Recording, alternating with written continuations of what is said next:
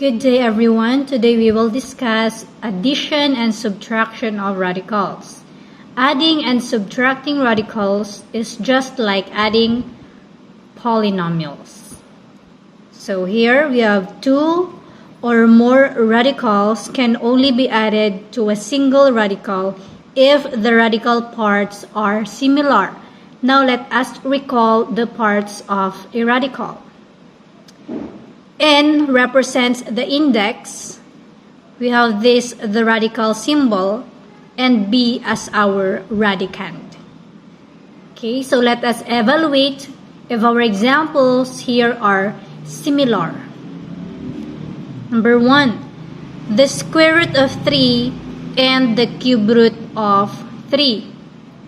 They have different indices. We have here 2 as the index and 3 as the index. Since they are dissimilar,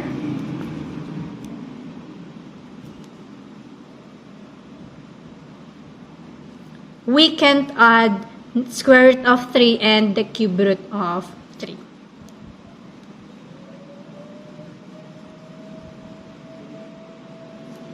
How about number 2?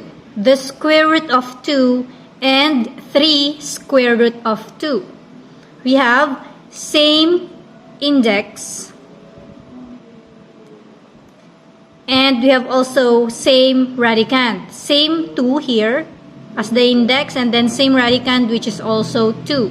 So we can add them. So we have 1, imaginary 1, plus 3, that is 4. And then just copy square root of 2. Take note, 2 or more radicals can only be added to a single radical if the radical parts are similar. Okay, so let us simplify the following. Again, take note that we can only add or subtract if the index and radicand are the same. Number 1, 3 square root of 5 plus 6 square root of 5 minus 2 square root of 5. Check very well the indices. So they are the same. We have 2. And then the radicand are the same, 5, 5, and then 5. So let's add and subtract. So 3 plus 6, that is 9, minus 2, 7. Then copy square root of 5. Number 2, square root of 3 plus 2 square root of 7 minus 4 square root of 7 plus 5 square root of 3. So here we can just add 1, there's imaginary 1 here, and then 5. We can add this one because they have the same index and the same radicand. So 1 plus 5 square root of 3 plus, we can subtract this one because they are the same, 2 as the index and 7 as the radicand. 2 minus 4 square root of 7. Okay, so 1 plus 5, that is 6. Then copy square root of 3. 2 minus 4, that is negative 2. And then copy square root of 7. This is now our final answer. Next, number 3. 7 square root of 98 plus 5 square root of 32 minus 2 square root of 50. So, as you can see, the radicand is not in its simplest form.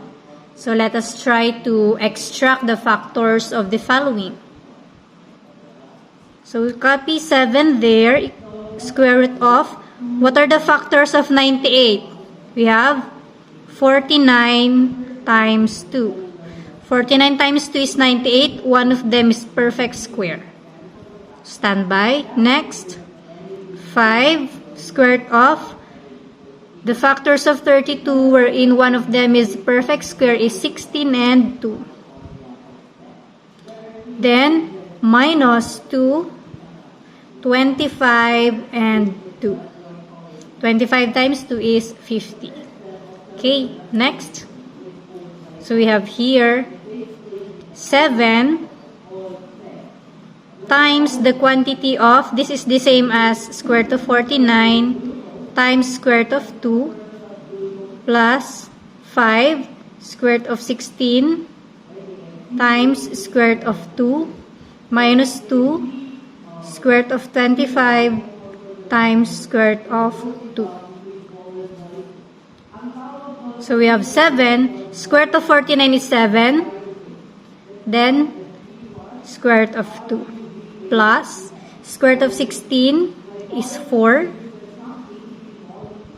minus 2 square root of 25 is 5 square root of 2.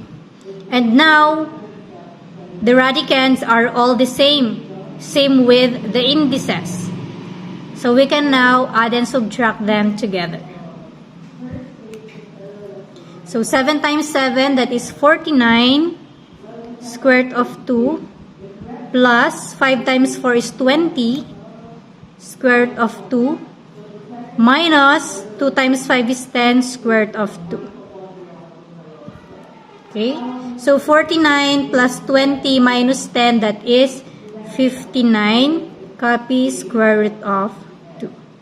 This is now our answer for number 3. Next number 4.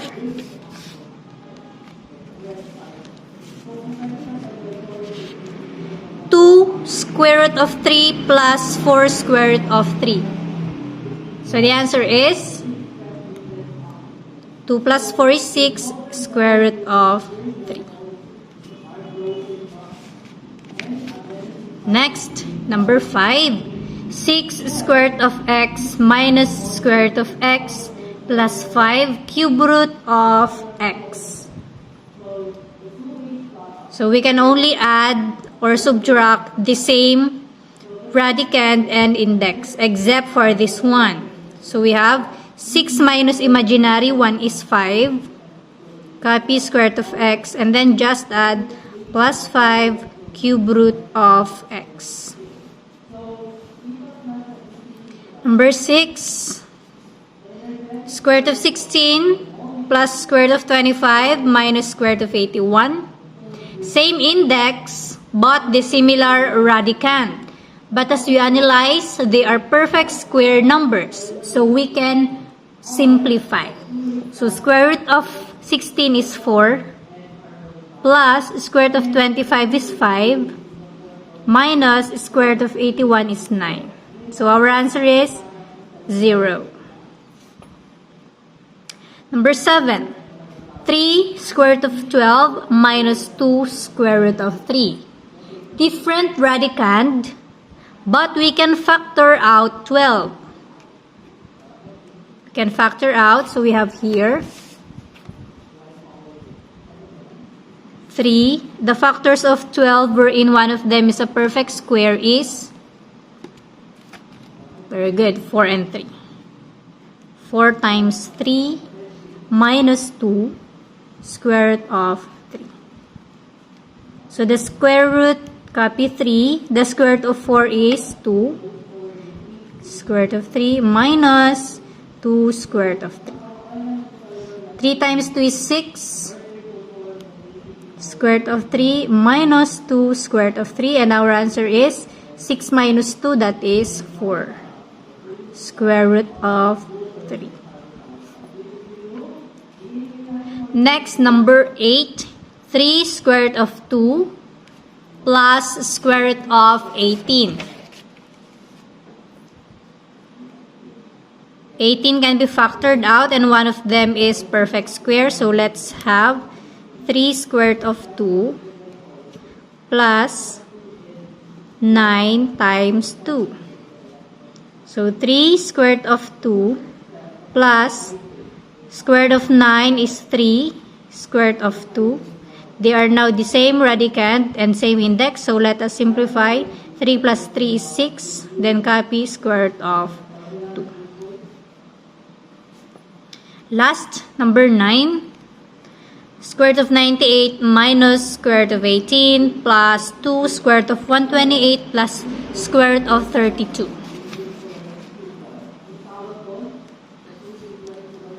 So look for the factors of the following.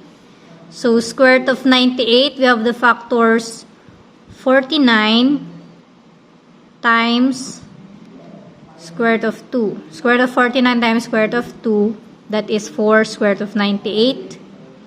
Minus, for square root of 18, we have square root of 9 times square root of 2. Plus, copy 2. Then, square root of 428, we have square root of 64 times square root of 2. Plus, square root of 32, we have 16 and 2.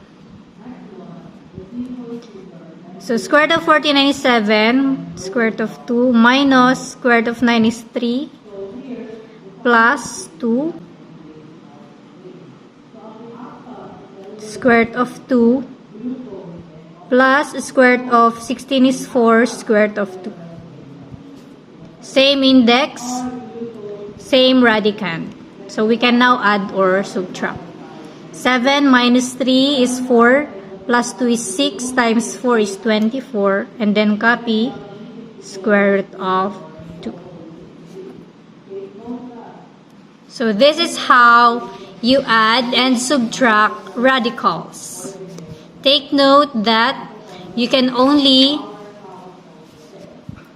add or subtract if the index and radicand are the same.